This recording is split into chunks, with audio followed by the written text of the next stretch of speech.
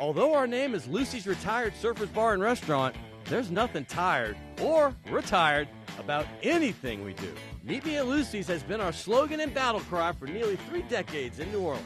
Located in the heart of the Warehouse District, Lucy's has truly been the destination spot for nearly every occasion. Whether it's happy hour after work, before and after Saints and Pelicans games, or just a delicious bite to eat at all hours, Lucy's is the perfect place to meet up, hang out, and unwind for a great time. And while you're there, you should try one of our signature surfing cocktails, like the Shark Attack or Blue Whale. And for the truly courageous, our famous Scorpion Tequila Shot. Remember, Meet Me at Lucy's is our slogan, but don't forget to bring your favorite pooch, because our lifeguard chair is always open. Crescent City Steakhouse, a true neighborhood restaurant operated by the Vojkovic family since 1934, is the oldest steakhouse in the city of New Orleans. Serving only hand-cut, prime-aged, corn-fed beef for over 80 years, Crescent City Steakhouse has become a dining destination for both die-hard locals and adventurous travelers who seek traditional, timeless New Orleans cuisine. Crescent City Steakhouse, 1001 North Broad, on the corner of St. Philip, in the heart of New Orleans. Fall in love with autumn with PJ's new seasonal lattes. Our pumpkin latte brings you all the flavors of a pumpkin pie, with hints of cinnamon and nutmeg, like your favorite holiday dessert in a cup. And our s'mores latte, with flavors of toasted marshmallows, warm milk chocolate, and graham cracker cinnamon, is sure to bring back campfire memories. The PJ's Fall Seasonal Lattes, available at your local PJ's, only for a limited time. But here's the bottom line.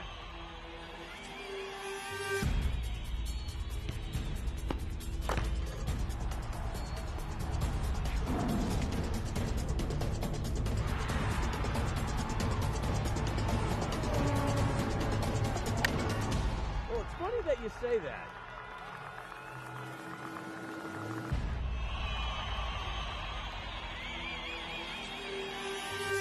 Let me tell you. Good evening and welcome to Primetime Sports. I'm your host, Scott Alexander, and we have another fantastic show for you tonight. I cannot wait once again to get this. We feature an LSU basketball coach. That's right, the new coach, Will Wade. He's going to talk about his first fall practice with the Tigers, as well as the upcoming season, which starts in just 2 weeks. And by the way, we also have the greatest free throw shooter who's ever lived. His name is Daryl Moreau. Trust me on this, he's the best and one of the greatest shooters I've ever seen. Hey, we're also going to have a visit from the lead singer and guitarist from the wildly popular Honey Island Swamp Band. His name is Aaron Wilkinson. And also my man, Lyons, Yellin, who you all know, he's going to come fill us in on the latest with our teams we love, the Saints, the LSU Tigers, and the Pelicans, too. And speaking of those teams, October, well, it's been very, very good to sports fans in South Louisiana. After starting 0-2, the New Orleans Saints have put together an impressive 4-game win streak, punctuated with a big 26-17 victory in Lambeau Field. That was a big one this weekend against the Green Bay Packers. The LSU Tigers, hey, they were left for dead, as you know, after they lost to Troy. Well, guess what? They've had 3 straight impressive victories over good teams. And believe it or not, the Tigers control their own destiny in the SEC. I know Alabama is going to be very tough to get by, if possible, at all. Hey, by the way, the Pelicans, they also got their first victory, and it was on the road this Sunday against Lonzo Ball and the LA Lakers.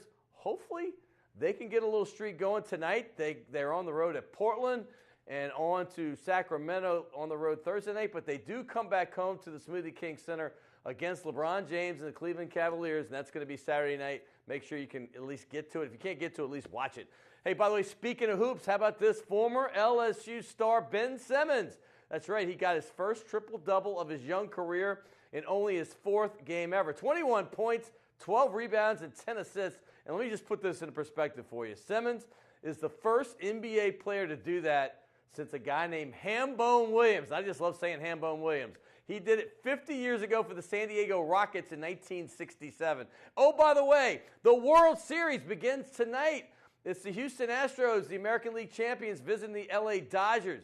It's Dallas Keuchel and Clayton Kershaw. That should be fantastic. Hey, the Dodgers, they had one of the greatest years in Major League Baseball history.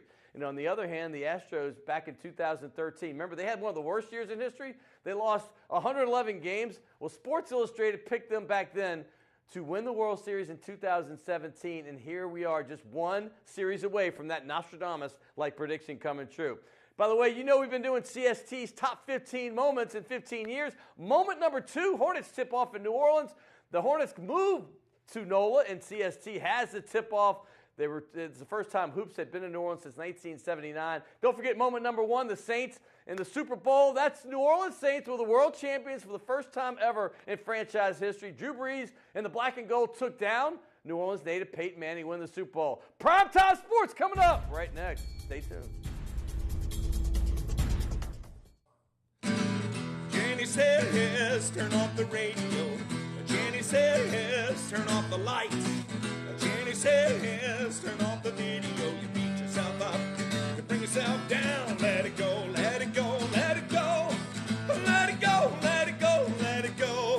When the world is coming down on me, I let it go.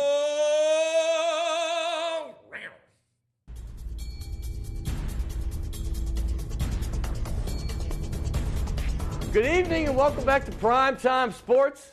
Hey, I'm your host, Scott Alexander, and I cannot wait for this next segment. And by the way, that was the great Fred LeBlanc from Cowboy Mouth. Always love when he stops by and plays a little jingle for us. But coming up right here, I have the new head coach, and I say new, he got the job back in late March. He's been on it for 7 months, but the season's about to start for the LSU basketball team. His name is Will Wade, and I have him on the phone from Baton Rouge. They had LSU Media Day was today, and here he is. Coach, how you doing, my man? Doing well, Scott. Thanks for having me. Absolutely. I had you on literally about a month after you had the job on that same show with Hall of Famer Karl Malone and the governor of Louisiana, John Bel Edwards. You've done a lot since then. I know you were hit the ground running when I saw you. You were doing a lot of speaking engagements to a lot of the alumni. Obviously, you were hitting a road recruiting. But since like early May, what have you been up to? Quite a bit of the same. Really just meeting more people, spending more time recruiting. My staff's done a fantastic job with our recruiting class thus far, and we certainly want to continue to add to that, and really just trying to build support for our players and for our program, getting out and meeting a lot of people all across Louisiana, getting out to meet a lot of LSU fans. So it's been a lot of fun. Been absolutely nonstop, but that's good. That means people want to hear you. That means people care. And people want it to work, and so we're very, very excited about the opportunity we have ahead of us. Coach, you're a young guy. You got into this business early. You learned under several great coaches. One of them was Shaka Smart at VCU. You took over a program that was established. They were winning. They were a tournament-type team. And now you're coming into a situation where there's some great history. We had 4 Final Fours here. Obviously, Harry Ravenhurst in the 50s. Everybody remembers Dale Brown's 2 in the 80s. John Brady about a decade ago. But the program has hit hard times the last couple of years, especially last year. Talk about what the difference is of going into the VCU situation, which you were already a part of, and then taking over a program like LSU. Yeah, there's a lot of differences. VCU, you're given the keys to a fast car, and you just pretty much mash the gas and don't put it in the ditch, and you're all right. And so that's what we tried to do there as best we could. But here you're really starting over, and you really have got to scrape the house down to the nuts and bolts and get it down to the frame, and then start putting the walls up and put the roof on and that sort of thing. So this is very similar to the situation we took over when I was the head coach at Tennessee Chattanooga. It was a very, very similar situation. We had to strip it down, get it to its bare bones, and then gradually start putting layers back on and start building it back. So I feel good about the progress we've made. We've got a lot more progress to come. Some of it will be noticeable this year. Some of it probably won't be as noticeable for our fans on the court. But we have made a lot of progress with our infrastructure, just our day-to-day infrastructure within the program. We've got more that needs to happen, and the better we do that stuff, the more it'll show up on game day as we get closer to really, really having some great teams here. But I think this year's team will be competitive, and they're going to play extremely hard. They're going to lay it on the line for our school and for the state, and we're looking forward to getting the season started here in a couple weeks. Yeah, you play Alcorn State, obviously November the 10th. You start off. I have some shots of you from basketball practice. Obviously, that just started recently. How do you attack the first few weeks with a new team like this? Obviously, I know fundamentals are big with you, but what's the main emphasis that you stress in the first few weeks of basketball practice with this team? Well, we've spent a lot of time trying to shore up our defense. We've spent probably 75-80% of our time working on our defense and just our base defense and our base defensive rotation. So then when we get into scouting, we can maybe add a little spice to it and make it a little bit more exotic. But we've made some progress there. We've got a ton more work to do. But we've really tried to spend the majority of our time shoring up the defense. That was where we were the weakest, and then after that we spent some time on some rebounding, and certainly we're working on our offense and offensive execution. But I think we're going to be fine offensively. I think we're not going to struggle a whole lot to score points. We'll be able to score some points. It's really going to be, can we get stops when we need to? Can we get stops to stop other teams when they're on big runs, so we can kind of stem the tide and get back in the game or retake the lead, whatever it may be in that case. It's going to come down to, can we get those stops? Can we execute our half-court base defense? And then once we get the stop, can we go up there and grab the ball with two hands and rebound the ball and play offense from there? So we spend a vast majority of our time working on our defensive fundamentals, our footwork, just our hand activity, just all the little details that go into being a good defensive team. And we've made a little bit of progress, but boy, we've got a lot of work still ahead of us, and we're going to keep plowing ahead and keep working hard at it every day. What I've really loved, Coach, you've immersed yourself into the fabric of Baton Rouge and particularly LSU. I even saw some shots of you handing out these rally towels at the LSU football game. I absolutely love it. Tell us how this came about.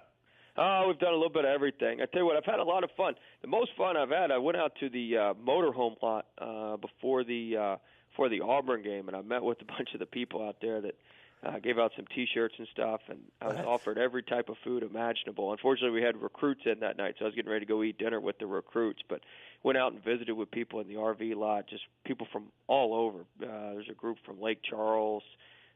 There's a group from Eunice. I mean, there's a group from everywhere. But it was great to meet everybody, and certainly at the student gate, meeting some of the students. We've driven students around campus to class. We've just done a lot of things. It's been fun. You want to get out and you want to meet as many people as possible and get as many people interested in our basketball program and LSU basketball as possible. And we've tried to go out and do that.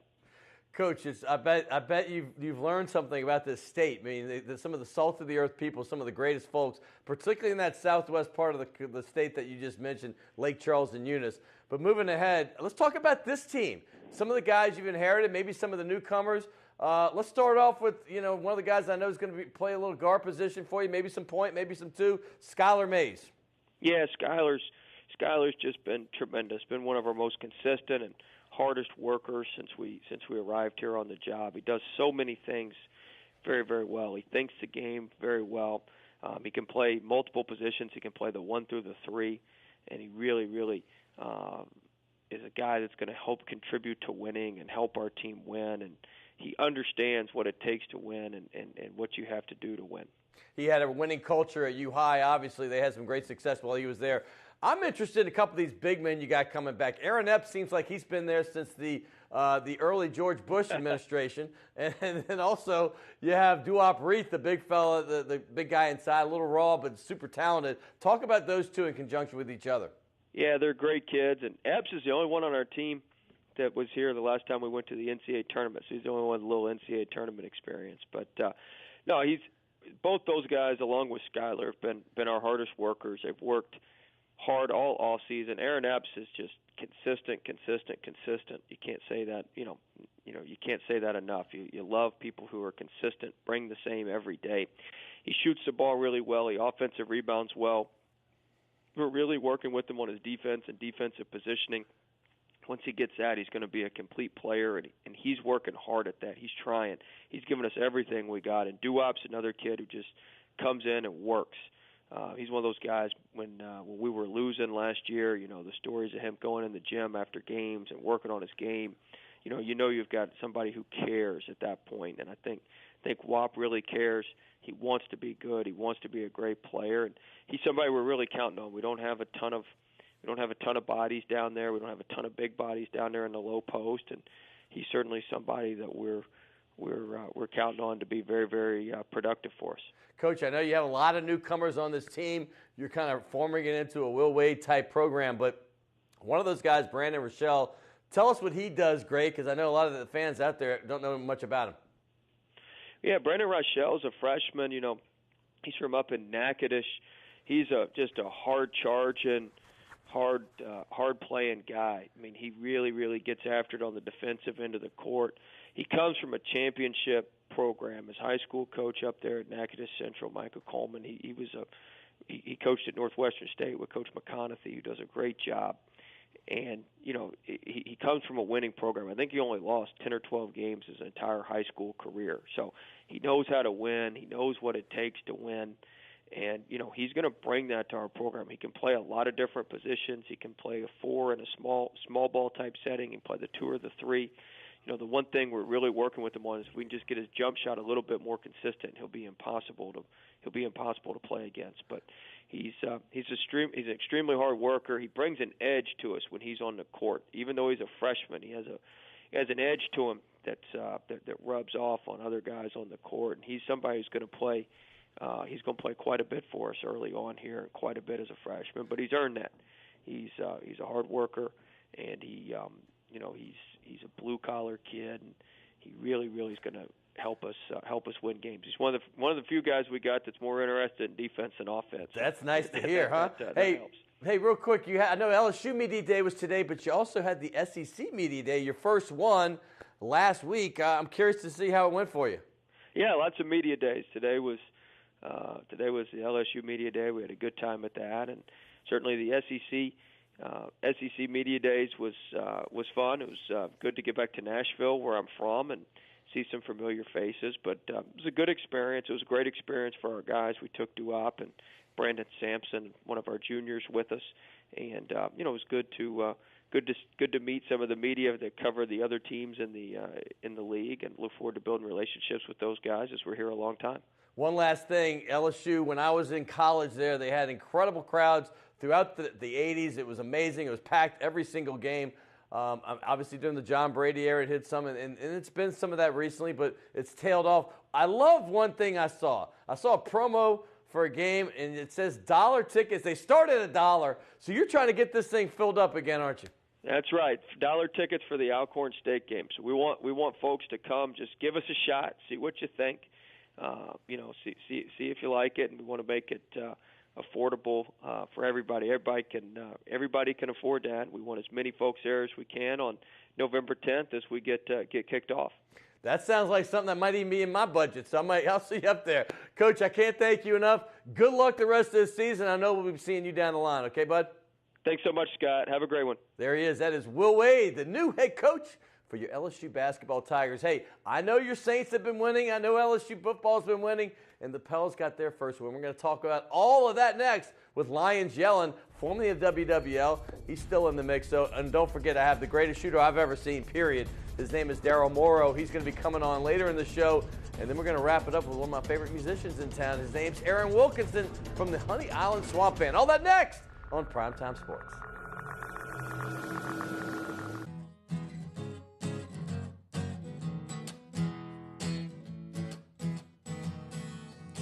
Sun won't shine, the breeze won't blow, the well run dry, the garden won't grow. Hard times falling everywhere I go. Ask me if I care. The chips are down and the odds are long. Everything I do just seems to come out wrong.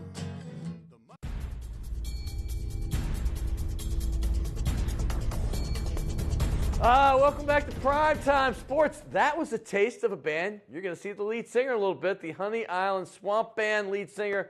His name is Aaron Wilkinson. He's coming up next. Also, Daryl Moreau, the greatest free throw shooter in history of all basketball players. That is a true story. But right now, I have a guy that we're going to talk about the teams you love to talk about. That, of course, is the LSU Tigers, the New Orleans Saints, a little bit about the Pels. Who knows? We might get to Tulane as well. But here he is, the man who's been my DH, my cleanup hitter, Lyons Yellin. Good to see you again. Been a minute. NFL college football analyst. He's formerly of WWL. How you been, bro? Been good, man. Been good. Been nice to sit back and actually watch the Saints have a little success, a little 4-game winning streak. And how nice is that? I mean, first time since 2013 when they made the playoffs. So first time they've even been over 500. It's been a while. Obviously, the win the week before got them over that, but I take full credit for that now that I'm not covering the team. Yeah. They're finally winning. Yeah, again, and right when they started covering them, they went on the losing. So yeah, stay out of the media, dude. Stay out of the media. I think New Orleans people will. That'll be the headline. Lyons Yellin is the curse. There we It's go. been lifted. The curse of the Bambino. Let's start there with the Saints then, because the fans are excited again. That's nice to see. There's been a lot of negativity around the program. 3 7-9 seasons. You're not bad enough to get a great pick, and you're not good enough to go to the playoffs. You've been in that in-between era. But what's been the keys to success of this turnaround? The thing that's really stood out to me is obviously the defense. I mean, they're only allowing about 22 points per game, and we've always talked about the Saints' offense is going to score some points. And now you add a weapon like Alvin Kamara, and you have Mark Ingram carrying the ball on a more regular basis.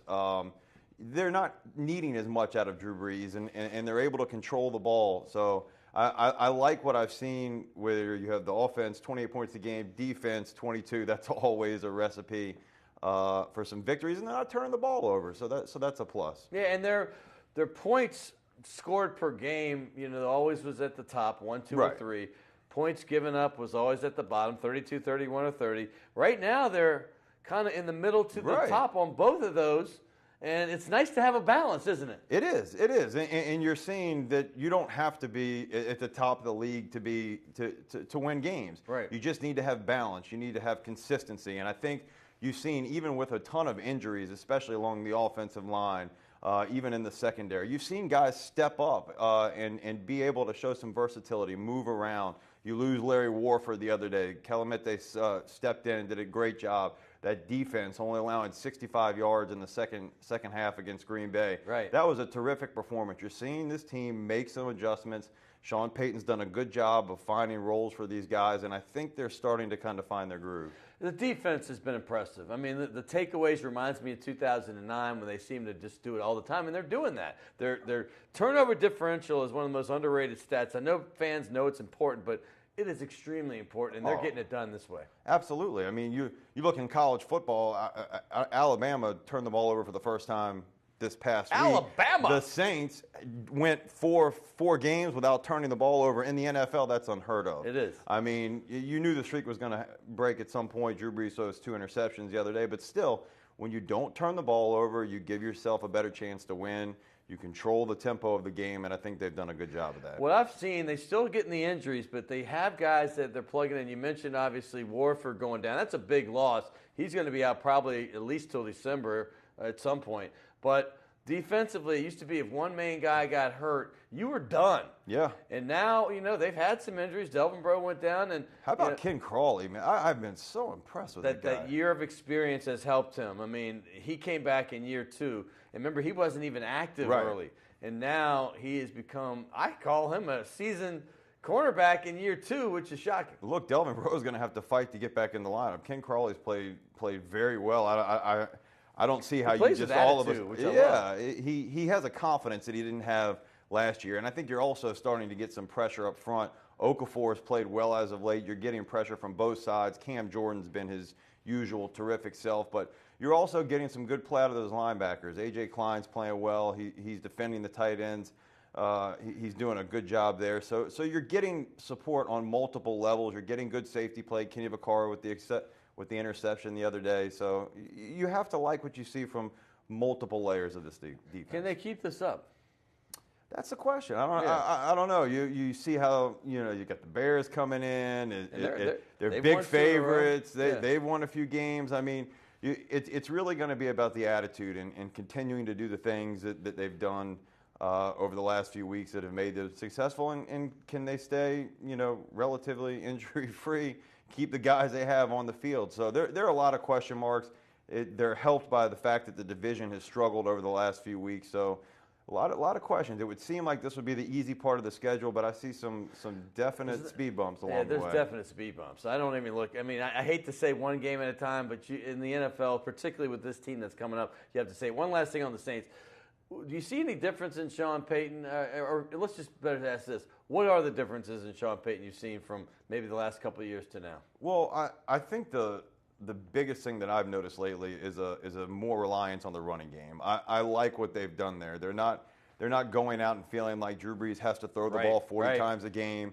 They're relying on Mark Ingram to be that every down back. Alvin Kamara, they're moving him all over the field. Everywhere. I like what he adds. And really getting rid of Adrian Peterson has freed them up to do all that. I mean, the offense was predictable with too many running backs. I think now you're seeing they're not as predictable, and defenses are struggling. Yeah, when Adrian Peterson came in the game, and I'm glad he had that successful first game with Arizona, you knew he was going to get the ball and run. It was kind of like when Ingram was a rookie in the second year. It wasn't fair to him. No. Because when he came in and he was the third back, they knew he was going to run the ball and he gets smashed. So I'm with you. They become a lot less predictable with this set because you can do all these things.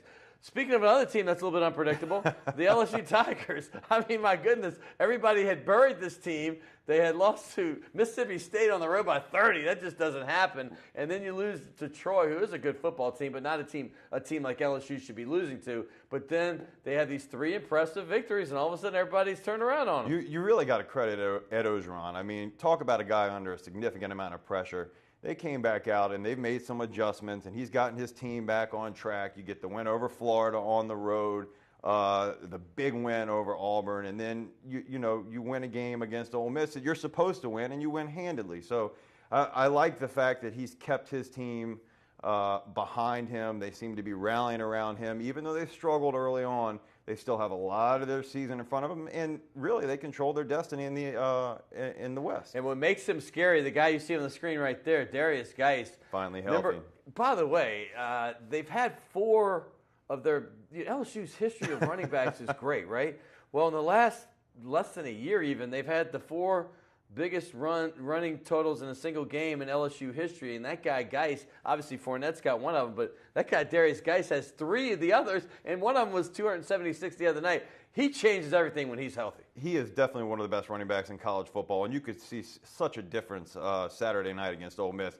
He was finally healthy, and when you put he and Daryl Williams in the backfield together, which they did several times the other night, I think that makes it hard for the defenses to kind of key on one of those guys. And They did. I did notice they got a little predictable, a little success with a few of these little plays with both of them in the backfield, but they're going to have to switch things up. They're going to have to move guys around a little bit more and not just keep running the same things to different sides. I was getting asked questions, can they win an SEC game after the Troy game? And I know they're always, fans are fickle, and I was like, they're going to win some games. But I was thinking maybe 7-5 might be lofty because you're 3-2 and you haven't looked that good and you got the bulk of your schedule.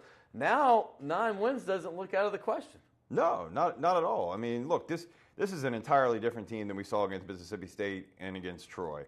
I mean, they had some growing pains early on, but again, Ed Orgeron has done a fantastic job. The rest of the coaches there, Matt Canada seems to be settling in to what he likes to do. And on the defensive side of the ball, those guys were young, and they're starting to come together. So there are definitely some good things going on around there. They got a week to kind of sit and wait for that big game against Alabama on the road. That's going to be a huge test for them, but should be a good one. It's the first time I don't feel that they really have a legitimate chance to win. I think I get more so maybe now after I've seen 3 games that anything can happen. Before the 3-game run against Florida, Auburn, and, of course, Ole Miss, I would have said, because this is the first time since the 70s I said that. I felt that they had a shot against Bama and even favored many of those times, every time, but I don't know if this is one of those times. No, and it's one of those years. The more you watch Alabama, and even though Clemson lost when Kelly Bryant's around, you look at those 2 teams, and even more so than Penn State, they just seem head and shoulders above everybody else in college football with their depth, athleticism, size, and strength. I think it's going to be a tough challenge for LSU. So we're going to have a three-peat there, huh, of Clemson and Alabama, if Kelly Bryant comes back healthy? If Kelly Bryant's healthy, I think so. I think those 2 teams are just really, really the best in the country. Arden Key's been very key since he just came back. He is finally healthy. I mean, finally gotten in shape because he came back and was not the enforcer he was last year as a freshman. He looks good right now, though. He does. And look, that's one of the things we don't know. Like, how are these teams going to play out in terms of injury? that's the big deciding factor when you go through the West and you go through the SEC and tough conference play. Who's going to stay healthy? Who has the depth to remain healthy and kind of forge on? I don't want to have a ton of time. The Tulane Green Wave, I'm not going to get there. I just got to say this. I was impressed with the way they came back against a very good ranked team, and they lost by 6 points to South Florida. But one last thing. I watched the Pels first win the other night with you, actually. They played the Lakers. They had a tough loss to Golden State. Very tough loss. I mean, they played well, I thought. The first game wasn't very good, but they didn't have a true point guard. So they go out and get Jameer Nelson, and he hits, I'm not going to say the game-winning shot, but the most important shot of the game is 3.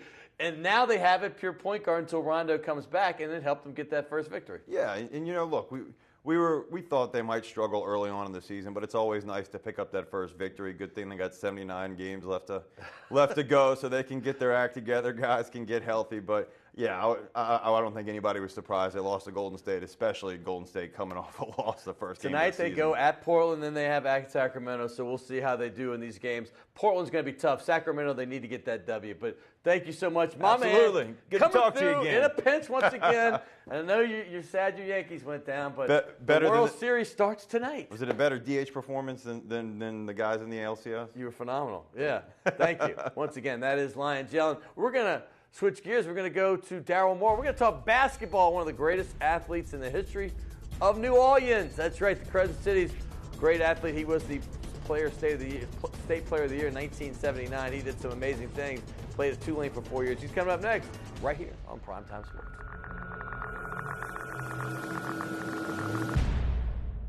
The owners of the Delachaise Wine Bar on St. Charles Avenue have opened up their newest creation uptown on Maple Street called Chez Delachaise, a new local wine bistro featuring a larger menu of small and large plates, a brighter atmosphere, and full table service.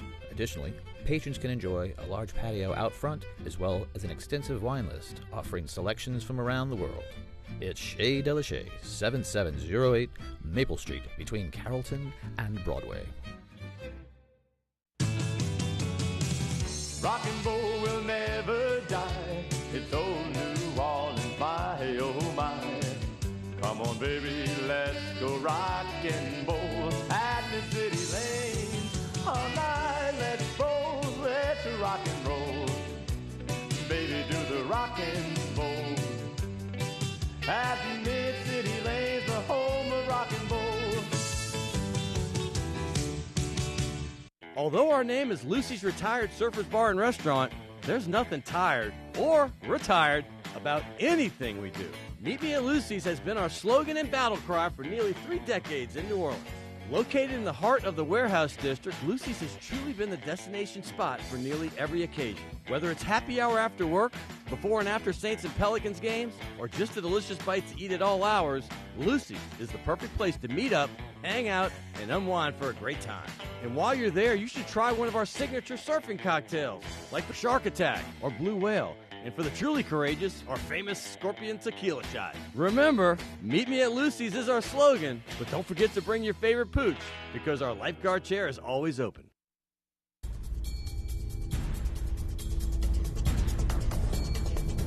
Welcome back to Primetime Sports. I want to thank Lyons. Lyons is kind of my go-to guy when I need some information on the local teams here. But this next guest, man, I've been waiting since I started the show. I've been trying to get him on. He's been living in Toledo, Ohio, but he is a New Orleans native through and through. He was a superstar player basketball at De La Salle. Then he went on to Tulane and did some great things with the Green Wave in basketball. And by the way, people talk about Steph Curry and Klay Thompson, probably the greatest duo of shooting guards the NBA's ever seen. Well, another duo was Gail Goodrich along with the great Pistol Pete. Those guys could shoot as well. There's many of them throughout the time. Mark Price, one of my favorite shooters of all time. But for a guy that I saw on a daily basis for about a year shoot just straight up, the best shooter I've ever seen, his name is Daryl Moreau. I've never strayed away from that. Daryl Moreau still holds, after nearly 30 years, I guess this will be 40 years now I'm thinking about. Wow, I am getting old. 40 years, he has the national free throw record for most consecutive free throws in game competition. 126. That's right. NBA players, they haven't gotten near there. College players haven't gotten near there. That record has stood its time. And here he is, And it's an honor for me to have you, my man. Daryl Moreau, welcome to the show. Thank you very much. Great to be here, Scott. And I ran into you at the Hall of Fame banquet recently, and I'm like, oh, my goodness. I've been trying to track you down. Obviously, your brother, David, was a great athlete, great baseball player mainly, but played all the sports. Doug has done some great things in the local media here. Everybody knows Doug Moreau. But I just want to thank you, first of all, for coming. How you doing? Oh, it's quite an honor to be here. You're talking about me. Heck, you're the guy getting inducted into the Hall of Fame. So you're the Hall of Famer, though. I mean, when I think of that era, it was you, Jordy Hultberg, and before him, Pierre Godin, some three greats that ended up doing some great things on the college level. But let's talk about the free throw thing, because you're not just a free throw shooter. That's what I want to make sure. This was a basketball player. You don't go to Tulane and play for 4 years if you're just a free throw shooter.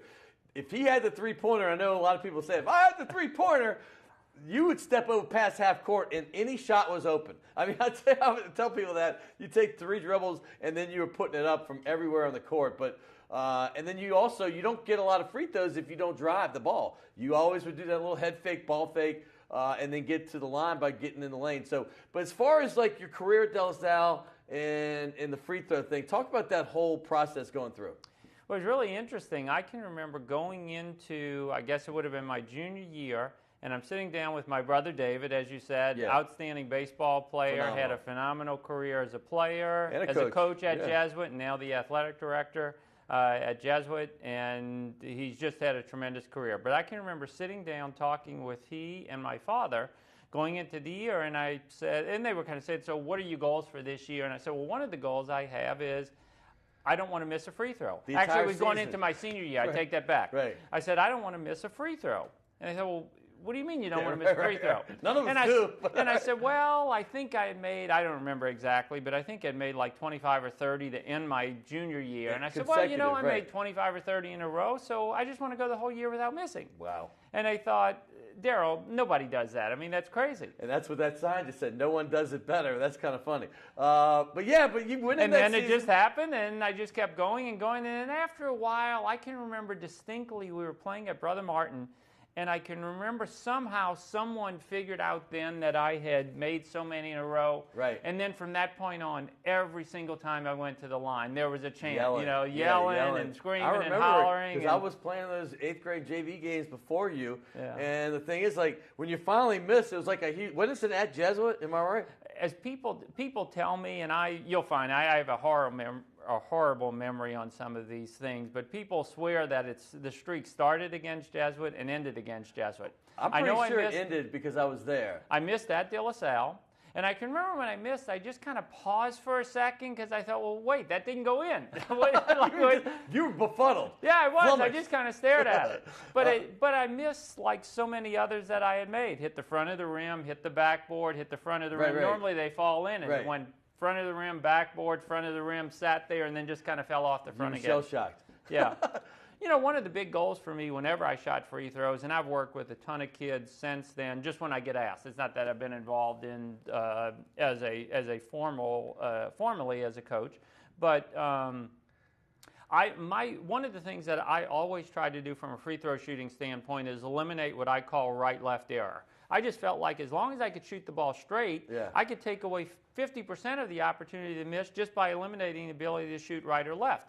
And that just became automatic for me. So I mean, even to this day, I mean, I might go years without shooting free throws, and if somebody wants me to go out and shoot free throws or do a demonstration, I will never miss right or left. I may miss short, long, but if you could just strip that out of your ability, out of your shot, obviously your chances for success go up dramatically. And plus, if you have a soft touch, which you obviously did, if you're going straight, there's a chance that it'll even without if it's question. Not a swish, which most of yours were swishes. Yeah. At that time, it'll kind of roll around and have a better chance of falling in. Well, of course. And the other thing that most people don't realize is the size of a goal is pretty big. You know, you got a basketball here. You can actually take 2 basketballs, hold them up, and they'll fit inside of a goal. Real quick. Show it.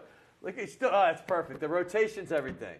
Rotation, follow through. Yeah. And look at him messing with my props. I love it. Riding a bike, right? Hey, I have a funny story. You have a funny story about O.J. Simpson, because if you're older like us, you remember that O.J. was the Hertz spokesperson, right? He was the man. And he was flying through the airports, running and jumping hurdles and jumping. Yeah, right. That was great. So he was the guy that would give out these National Player of the Year awards. So talk about this, because this is a picture that's up at your house at home, isn't it? It is. Yeah, it's a funny story. So I'm not sure how many years Hertz did it, but as you know, when we were younger, Hertz was a really prominent advertiser for sports. Yes. And so each year, Hertz would sorry to mess with your props. No, that's all good. I'm just making it. Yeah.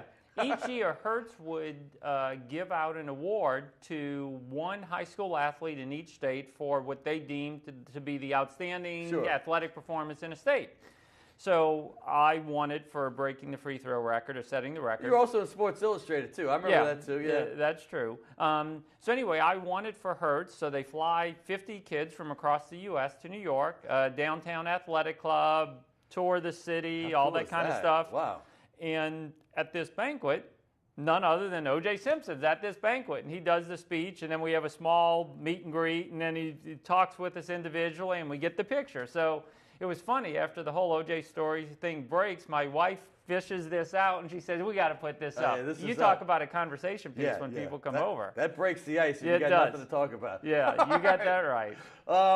Tulane. Let's talk about this, because you get to Tulane. I mean, you're a celebrated high school player, and then all of a sudden their coach, Roy Danforth, the former Syracuse coach who would come down to New Orleans maybe a couple years before that, but he tells you maybe you're not good enough to play at Tulane. Absolutely. Well, I mean, you know, I feel like I had some success, but certainly I was never the fastest, most gifted athletically, and I got there, and I think Coach Danforth at the time was a guy who truly valued athleticism as much as anything else. So we get there, very first practice, he calls me over. He says, Moreau, I have no idea why our assistant coach signed you. He said, but he said, you'll never be able to play high-level College One basketball. Did you answer him and say, you better ask somebody?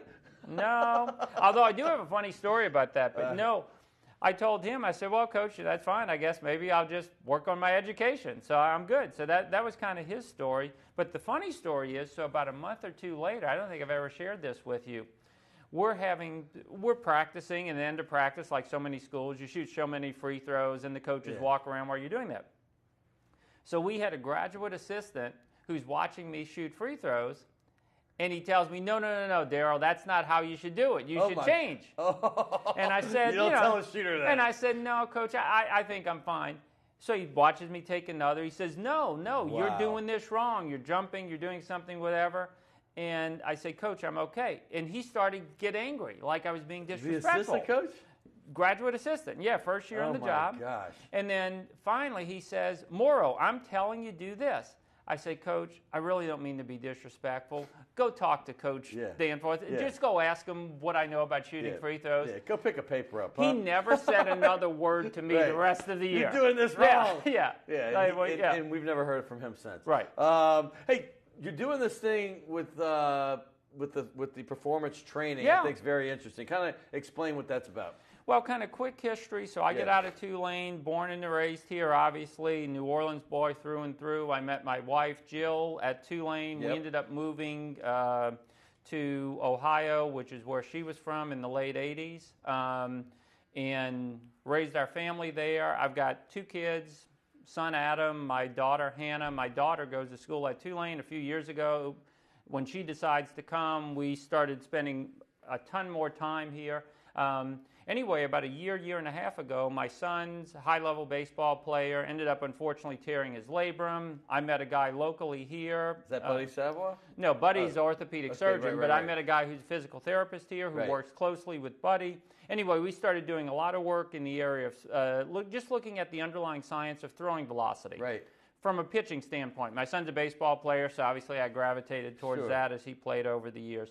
Anyway, so we started about a year ago really looking at that, just immersing ourselves into everything we could understand about throwing velocity. The outgrowth of that is we created a company that we call the New Orleans Sports Performance Institute. Today we're focused primarily on baseball, but we basically try and apply science to every aspect of performance training. Wow. So, I mean, if I think about what I did, so many athletes commit so much time working out, they don't want to have to guess. They want to know that what they're doing is going to produce a result. And that's what we're focused on doing with the kids we train. It's an amazing story. You come from an amazing sports family, not just your siblings, your father as well.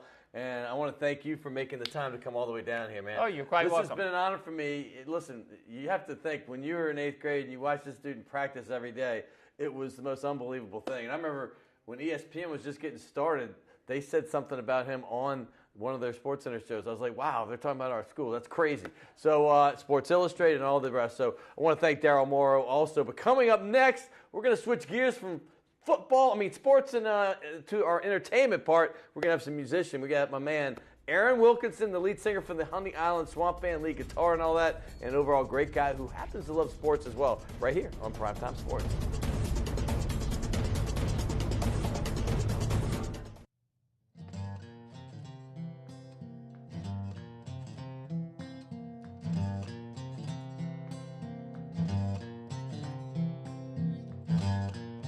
My baby love me just like a watching train. She wind me up and she run me down again. My baby love me, child, she love me. She love me like a watching train, watching train.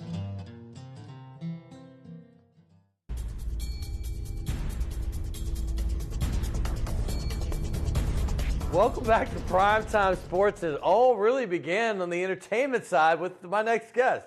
I've had a few dozen musicians on this show since then, but the guy sitting right here to my left, and your right, was my first musician ever on the show, other than my house band, who was there. But as a guest, his name's Aaron Wilkinson, of the hugely popular band, the Honey Island Swamp Band, all through the Gulf South. Everybody loves this band. When I first moved back from Atlanta, that's one of the bands everybody was talking about, and then when I got to see them, I knew exactly what it was. Aaron Wilkinson, welcome back to the show. Great to be back, man. Thanks for having me. It has been over a year and a half. I can't believe I've been on air that long. But we were in the old studio, and now you're here in our new place. How you doing? Diggs. I'm great, man. Congratulations on your year and a half. That's awesome. All right. Yeah. Hey, now talk about the band real quick and your relation to sports, because you were telling me a story I love. You're superstitious. You grew up on the Panhandle. You loved the Saints growing up. But tell me about how superstitious you really are. Well, so you got Saints fans who are already a little superstitious, and you got musicians, right, who are superstitious. And so that combined together, you come up with a guy like me, right? So that's a double whammy. That's a double whammy. Yeah. Now, why are musicians generally superstitious? You know, it's the voodoo thing. I don't know. It's, okay. The artistic types. Because we know the baseball players, if they're on a streak, they don't change their underwear, they don't change their socks, and it gets kind of gnarly if that streak continues. Look, athletes are notoriously superstitious as well, right? They grow the beard, you don't shave. Sometimes they don't bathe, like you're saying. James Harden has got that beard. He's not shaving until he wins a championship. But what's your superstition? What happened? So, well, I'll just go with what's got us responsible for the Saints' current winning streak right now. This is a perfect example. He's getting undressed. I love it. The pants. What you got? The pants here, down to the shoes. So you've never taken these off since they started? No. This is game day. This is game day here. I got my joint barbecue restaurant down in the from down in the Bywater. That's a nice plug for the joint. Repping my friends down there. I got my Safari Charters hat for my boys down in Nicaragua. Okay. Right? They run this surf camp. This is game day program right here. Now, was it a game day program when they had the losses? No. Oh, you started? No. This is part of the when theory. They started winning. I had to experiment, much like the team had to find what was working.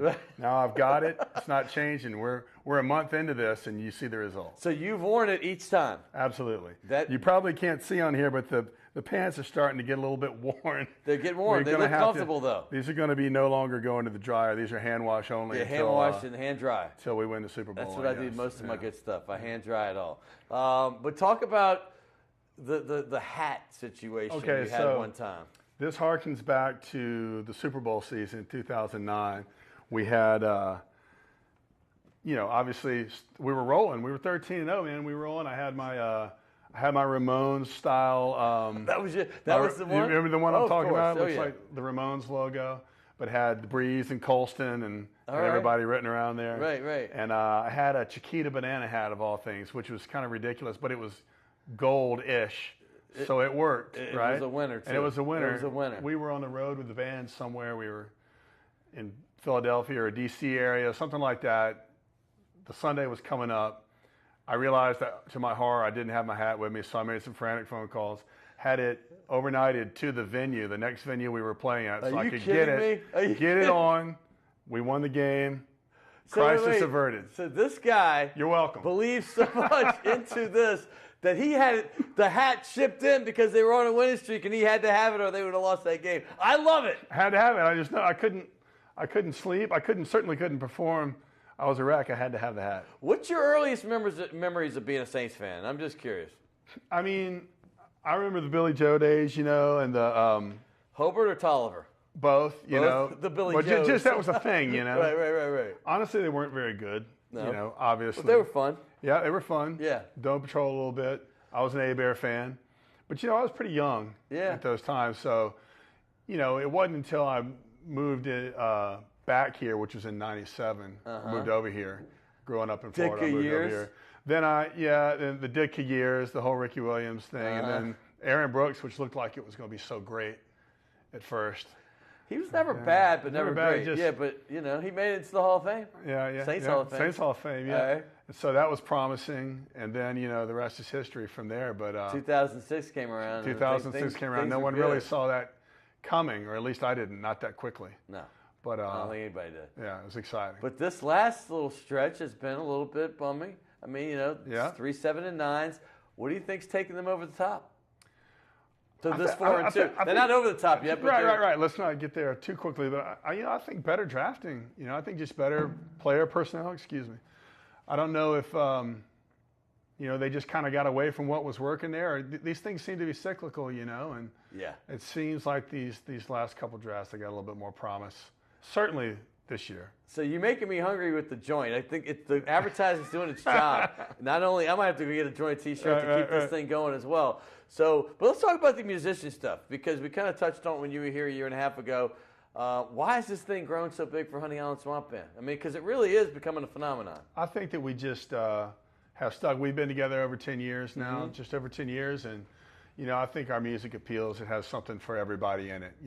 No matter what. If you're a rock and roll guy, if you're a country guy, if you're a reggae guy or a funk guy, we got a little bit of all of that in the I was blown away at the Jazz Fest this year. You were in one of the big tents. I don't know if it was the gospel or the blues tent. The blues. It was the blues, that's right. And I walk in, and I walked by the front of the stage. I got a little point from my man right there. No, but the place was jam-packed. That's a big tent. It was. I mean, and there's a lot of options at Jazz Fest, as you know. So I was proud of you, man. I said, Thanks, they are just jamming this thing. And I'm not talking all the seats. People were standing all the way around. That had made you feel good. It did. Jazz Fest is incredibly helpful for local bands. We were just in Europe this summer, and I didn't think anyone would be there. We were in Poland, for God's sake. Wow. People showed up with our T-shirts on. That's amazing. They'd seen us at Jazz Fest. People come to Jazz Fest. From everywhere. They come from all over the world, and it's a showcase for bands. So it really, you ask, one of the things that's helped us be successful is the Jazz and Heritage Festival. It's a platform. It's a showcase for the whole world for local bands, and so we owe them a great debt of gratitude. I have 2 of your CDs in my car. Yes, I still play some CDs in my I'm with you, Scott. CD player. Too, no, I have them, and I have like a rotation of like six CDs, and you got 2 of them. So you're doing great things. That's why I wanted to have you on again. You've been hearing his music all the way. They're going to be playing at the Maple Leaf on Wednesday. Saturday. Wednesday's at a Chaffalai. That's tomorrow night. They do a kind of a sit-down. A new thing we're doing there, an acoustic series with dinner and great chef, great food, great music. One of the great ones right here, and even a better guy, which to me means everything. So Thanks, man. You're a fantastic dude, thing. Loves his sports, and that's how I got to know you, through a mutual friend that said, hey, man, Aaron listens to your show. He'd love to get in touch with you. All right, so we've become friends ever since. Hey, but I got to thank everybody. I got to run right now. We've had a great show. We're going to see you again next week. And I want to thank Will Hill, my producer, and everybody at CST and WLAE. We'll see you again next week. Bye-bye.